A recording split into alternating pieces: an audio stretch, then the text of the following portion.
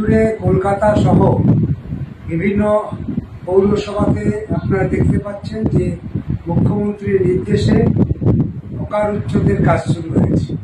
এই হকার উচ্ছেদের নাম করে মমতা ব্যানার্জি যে স্বৈরাচারী সরকার, তার একটা বিরাট দৃষ্টান্ত।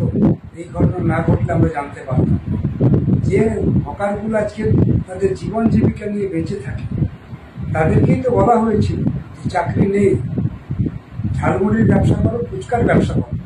তারা কোথায় যাবে? তাদেরকে তো ফুটপাতে বসতে হবে, তাহলে বিক্রি হবে কোথায়? আর ফুটপাতে বসে যদি তোমার রাস্তা এনক্রোচমেন্ট করে ফেলে, তাহলেও তো তার একটা নিয়ম আছে, আইন আছে। সেই আইনের মধ্য দিয়ে তাদেরকে সরানো দরকার।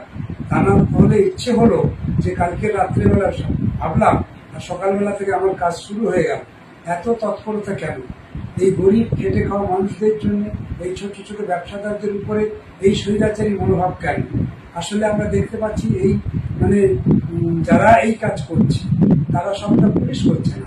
সকাল থেকে আমরা দেখতে পাচ্ছি যে তৃণমূলের যে সমস্ত করে খাওয়া নেতারা নিচের দিকে আছে, যারা কোটি কোটি টাকা কামায়, যারা টাকা নিয়ে ফুটপাতে যাদেরকে জায়গা দেয়, যারা টাকা নিয়ে ফুটপাতে ঘর করতে সাহায্য করে, সেই সমস্ত নেতাদেরকেও দেখতে পাচ্ছি সকাল থেকে তারা এই হকার উচ্ছেদের কাজে বিরাট সক্রিয় ভূমিকা পালন করছে।